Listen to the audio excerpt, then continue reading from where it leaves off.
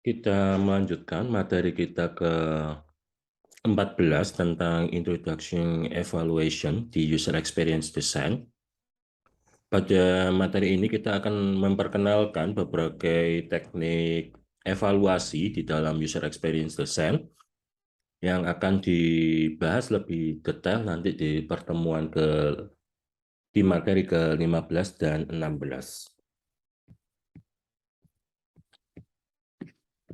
Tujuan dari kita mempelajari materi ini adalah kita ingin mengetahui konsep utama dan uh, term atau istilah-istilah yang sering biasanya digunakan di dalam evaluasi. Kita juga ingin memperkenalkan perbedaan tipe di dalam evaluasi tersebut, karena di dalam evaluasi di user experience design ada berbagai teknik. Nah, di dalam teknik tersebut ada berbagai perbedaan di dalam evaluasinya. Kemudian menunjukkan berbagai perbedaan tipe evaluasi yang sering digunakan. Kemudian juga menunjukkan bahwa perbedaan di dalam metode evaluasi tersebut memiliki proses dan tujuan sendiri-sendiri berdasarkan konteksnya. Kemudian bagaimana nanti kita menunjukkan bahwa ketika ada perbedaan tersebut sebenarnya juga bisa digunakan ketika dia digabungkan menjadi satu, sehingga itu akan mempengaruhi kehandalan dari sistem yang akan kita uji nanti, terutama adalah desain interaksinya.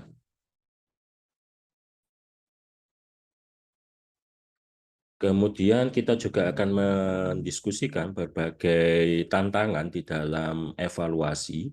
Kemudian ada nanti sedikit case study yang nanti kalian bisa lihat di buku Desain Interaksi yang ada di materi 8, 9, dan 10. Kemudian menyediakan overview dari metode yang akan didiskusikan nanti untuk dua materi selanjutnya di materi ke-15 dan 16. Mengapa, apa, di mana, dan kapan kita akan mengevaluasi. Iteratif design, jadi kalau di desain interaksi, itu kan konsepnya adalah iteratif design. Nah, ketika dia proses iteratif design, maka di iteratif design itu pada setiap tahapannya atau minimal pada tahapan terakhir, itu ada proses evaluation. Yang itu tujuannya adalah untuk mengetahui bahwa sistem tersebut atau desain interaksi tersebut itu sudah sesuai atau belum dengan yang pertama dengan kaidah atau aturan dasar di dalam desain interaksi, dan yang kedua adalah apakah apakah desain interaksi yang kita buat itu sudah memenuhi kebutuhan dari pengguna atau belum. Itu adalah tujuan dari mengevaluasi di dalam desain interaction.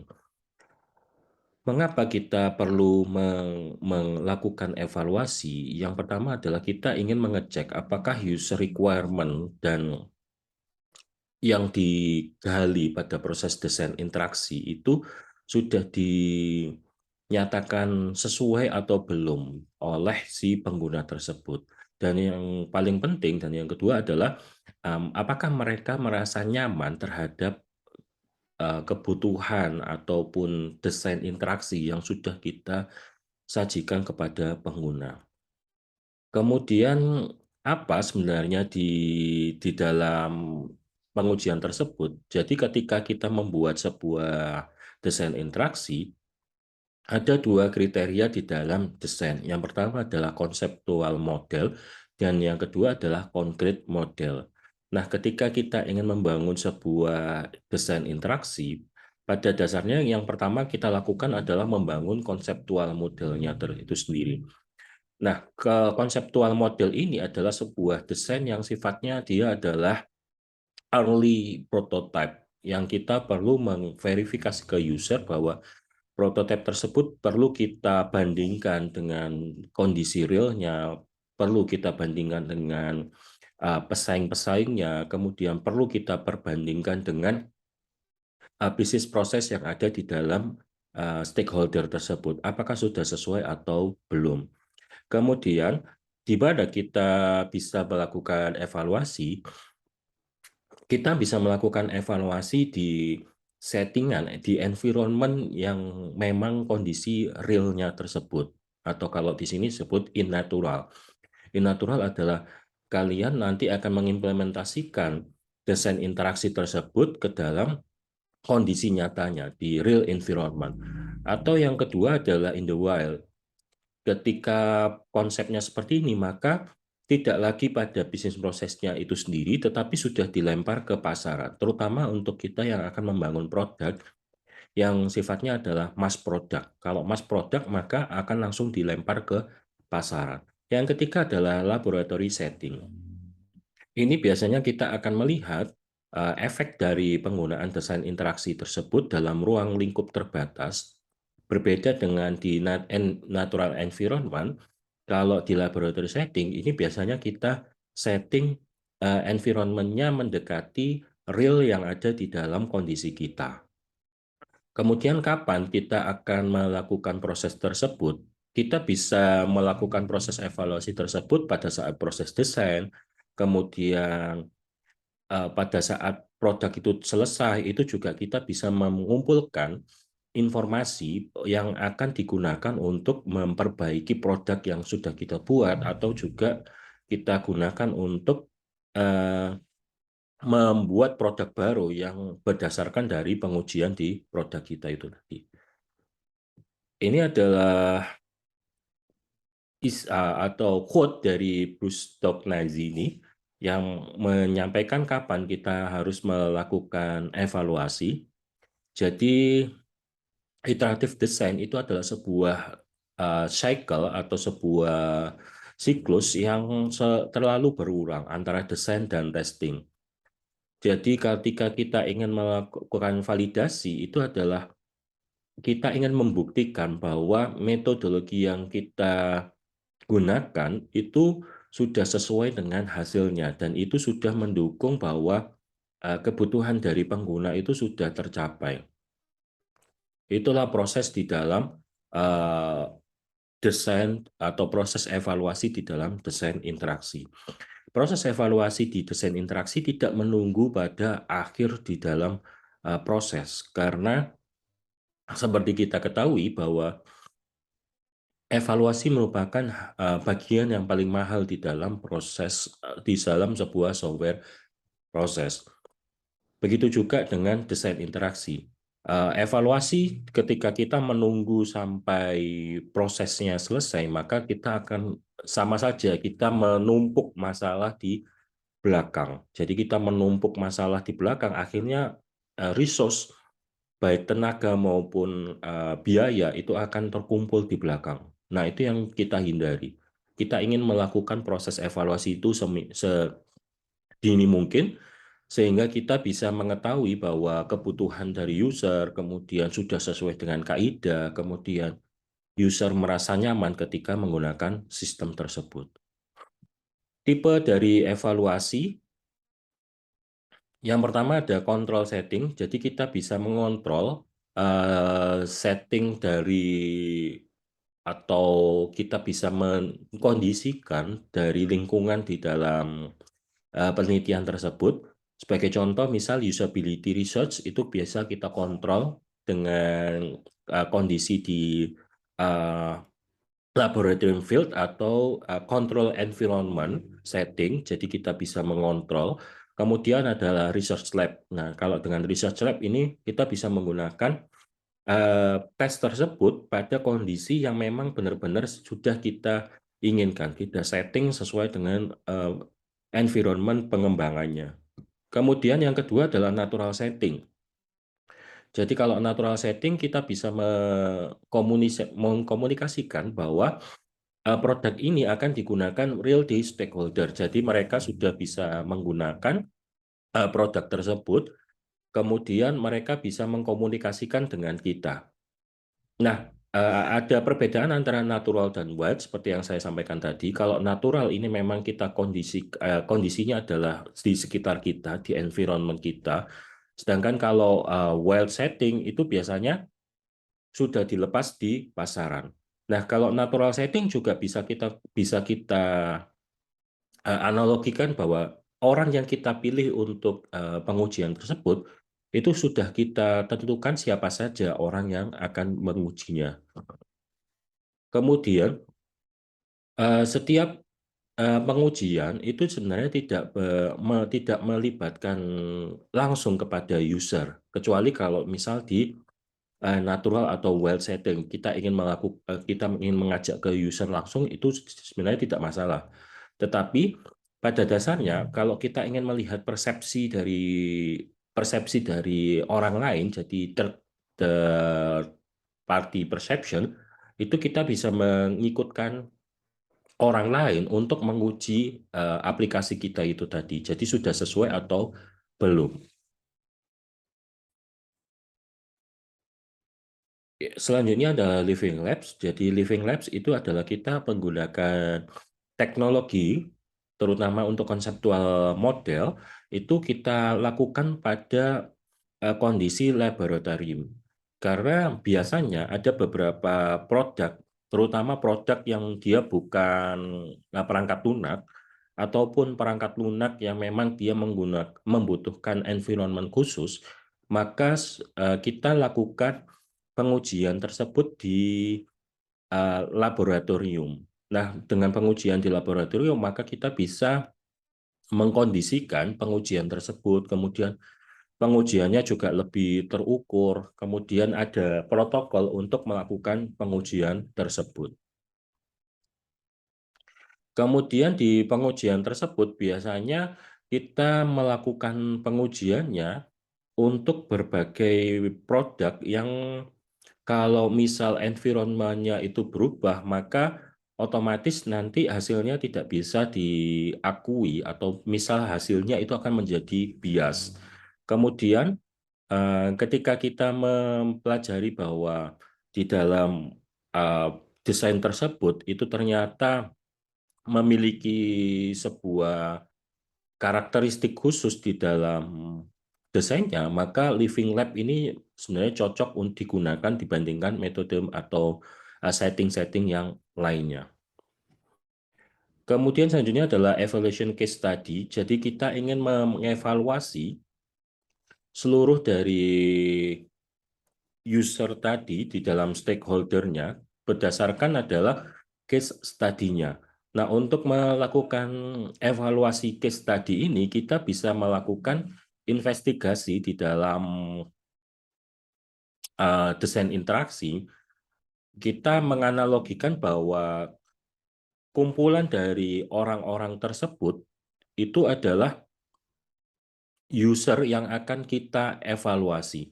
Nah, proses di dalam evaluation case study ini yang paling terkenal adalah ethnography study. Ethnography study adalah kita ingin mengamati, kemudian kita ingin mempelajari apa yang dilakukan oleh user terhadap aplikasi kita, kemudian kita ingin mengevaluasinya. Biasanya di dalam ethnography study itu dilakukan sebagai kegiatan eh, game atau dilakukan dalam kegiatan permainan yang mendukung untuk diskusi, mendukung untuk brainstorming, dan sebagainya. Kemudian di dalam etnografi study, itu kita bisa mengumpulkan stakeholder-nya langsung, atau juga kita bisa mengumpulkan orang melalui crowdsourcing, yang itu bisa membantu kita untuk mengevaluasi produk kita. Jadi ada volunteer yang biasanya memang bersedia untuk melakukan evaluasi, kemudian kita lakukan etnografi study.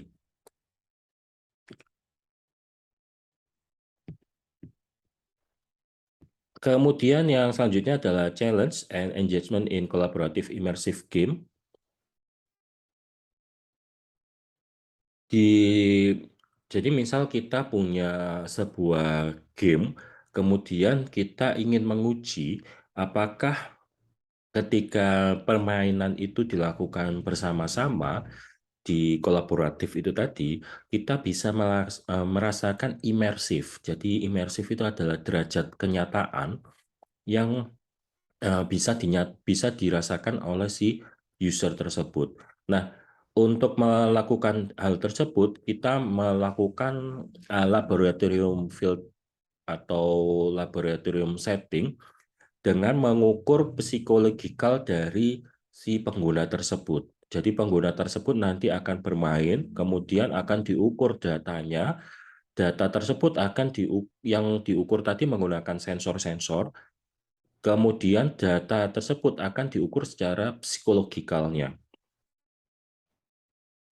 Contoh di sini, jadi yang dipasang ada misal sensor jantung, kemudian sensor eh, heart, jantung, kemudian biasanya GSR, kemudian ada sensor brainwave dan sebagainya. Nah, tujuannya adalah untuk mengevaluasi apakah ketika dia bermain game tersebut dia merasakan derajat kenyataan atau enggak.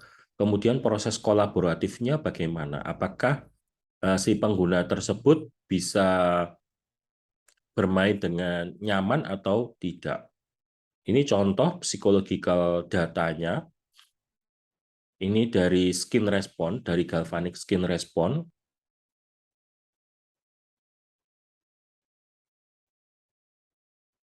Kemudian juga ini contoh untuk Ethnobot.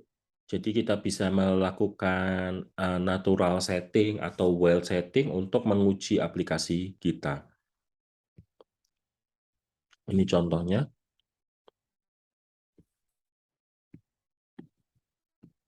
Oke, apa yang kita pelajari dari case study yang barusan?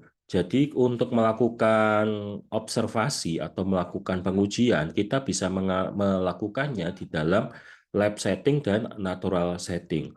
Kemudian ketika kita mengevaluasi sebuah produk, itu kita ingin melihat bahwa produk ini bisa diterima eh, di pasaran. Tetapi ketika kita mengevaluasi produk tersebut, kita melihat bahwa environment dari produk tersebut ketika kita langsung uji ke pasaran, maka ada berbagai permasalahan yang terjadi, terutama adalah kita tidak bisa mengontrol, kemudian kita tidak bisa mengetahui detail permasalahan atau detail problem yang terjadi ketika desain interaksi tersebut dicoba oleh si pengguna. Nah, dengan natural dan lab setting, kita bisa mengetahui dan kita bisa mengontrol tingkatan dari permasalahan tersebut dan juga masalah tersebut kita bisa mengevaluasinya dengan tepat.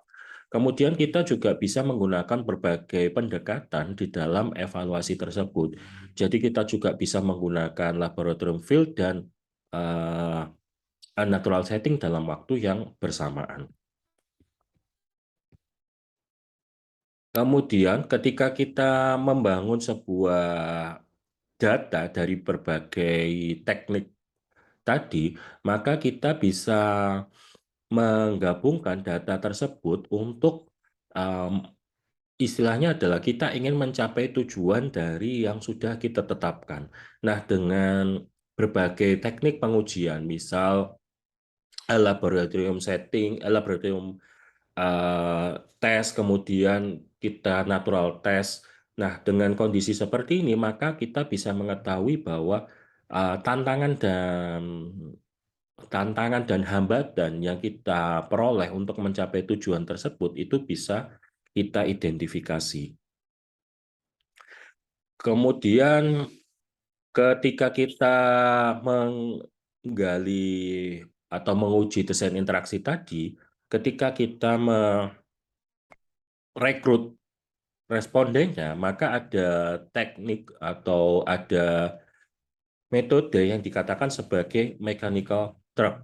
Jadi mechanical Turk ini adalah kita ingin mengumpulkan sebanyak mungkin orang yang cukup di dalam istilahnya adalah truk kita. Jadi seberapa orang sih yang bisa cukup di dalam mechanical Turk kita. Ini adalah contoh evaluasi setting evaluasi dengan menggunakan berbagai metode. Jadi misal metodenya ada observasi, kemudian bertanya kepada user, kemudian bertanya kepada expert, testing, dan modeling. Kemudian settingnya ada kontrol, natural, sama without user. Kalau observasi berarti kita membutuhkan user, bisa dikontrol, kemudian bisa natural. Kita bertanya kepada user juga bisa dikontrol, bisa natural. Bertanya ke expert itu sebenarnya bisa dikontrol, tapi sebaiknya dibiarkan secara natural. Kemudian ini juga bisa tanpa user. Kemudian testing itu adalah control setting. Kemudian modeling itu bisa menggunakan tanpa user. Jadi memang dimodelkan secara simulasi. Ini adalah berbagai term atau berbagai istilah yang ada di dalam evaluasi. Yang pertama ada analytic evaluation, analytical evaluation, kemudian ada bias, control experiment, crowdsourcing, ecological validity, expert review or criticism, field study, formative evaluation, heuristic evaluation, informed consent form, individual evaluation, living laboratorium, predictive evaluation, reliability, scope, summative evaluation, usability laboratory, user study, usability testing, user or participant, dan yang terakhir adalah validity. Ini adalah istilah-istilah yang secara umum itu digunakan ketika kita melakukan evaluasi. Kemudian hak dari partisipan dan bagaimana nanti dia bisa memperoleh dari istilahnya adalah dia dapat apa sih dari proses evaluasi yang kita lakukan. Pada proses pengujian, ada kalanya kita mengumpulkan data-data yang diminta kepada user. Baik itu data, sebenarnya kita juga bisa menggunakan data dummy atau mungkin data palsu, tetapi kita perlu memberitahukan kepada user atau kepada partisipan terutama, mengapa kita melakukan evaluasi tersebut, kemudian apa tujuan dari evaluasi tersebut, dan apa yang diharapkan dari evaluasi tersebut, sehingga kita bisa memberitahukan hak-hak dari si partisipan tersebut. Juga partisipan harus diberitahu ketika dia memberikan datanya, maka data tersebut tujuannya untuk apa. Kemudian, apakah data tersebut nanti akan dipakai secara publik atau tidak. Kemudian, apakah nanti si partisipan tersebut akan mendapatkan feedback atau mendapatkan istilahnya adalah report dari hasil pengujian ini. Itu yang perlu kalian sampaikan ketika kalian merekrut partisipan, sehingga partisipan tersebut tidak hanya kalian pilih secara acak, tetapi kalian juga menyebutkan apa hak-hak dan yang perlu dilakukan oleh user tersebut atau partisipan tersebut. Kemudian adalah ketika kita melakukan data interpretation, maka ada berbagai hal yang perlu kita tampilkan di dalam interpretation data tersebut. Yang pertama adalah reliability. Reliability dari data tersebut.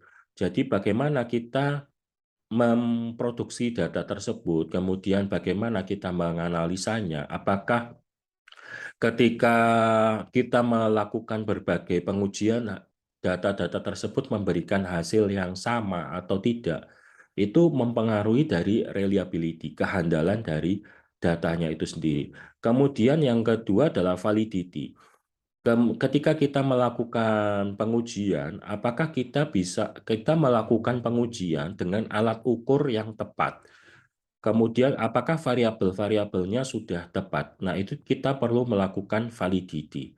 Selanjutnya yang ketiga adalah ecological validity. Kalau ecological validity adalah ketika kita melakukan pengujian tadi, kita kan menentukan environment yang tepat untuk pengujian tersebut.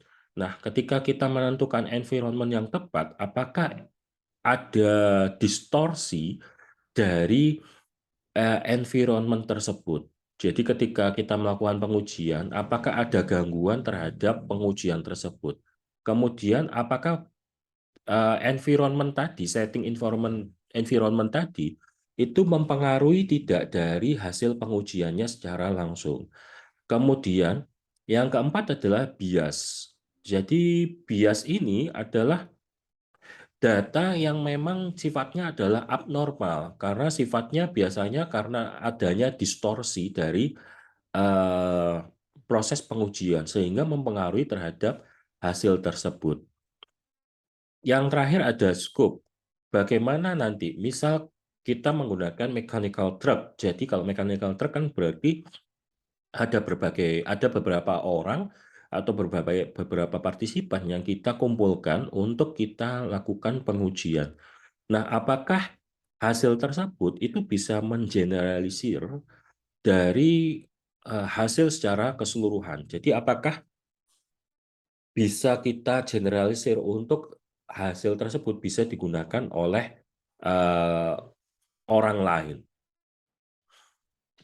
Kesimpulannya, evaluasi dan desain itu sifatnya adalah terintegrasi. Jadi, kita tidak bisa memisahkan antara evaluasi dan desain tadi, karena ketika kita memisahkan, maka kita seperti menumpuk masalah di dalam proses tersebut. Ketika itu terjadi, maka ketika ada kesalahan, maka ada terlalu banyak resiko, kemudian ada terlalu banyak biaya yang perlu kita keluarkan. Kemudian kita juga bisa melakukan data gathering dengan menggunakan berbagai metode secara bersamaan. Jadi dengan hal ini kita bisa melakukan berbagai metode, misal observasi, interview, dan kuesioner, itu kita lakukan dalam waktu yang bersamaan. Itu tujuannya adalah kita ingin melihat reliability dari data tersebut, validity dari data tersebut, juga kita ingin menghindari adanya bias dan distorsi dari data tersebut. Kemudian evaluasi itu juga bisa dilakukan dalam control setting seperti laboratorium study, kemudian natural setting, tetapi dalam lingkup yang masih terkontrol, sehingga lebih memudahkan kita untuk melakukan proses pengujian dari desain interaksi yang kita lakukan.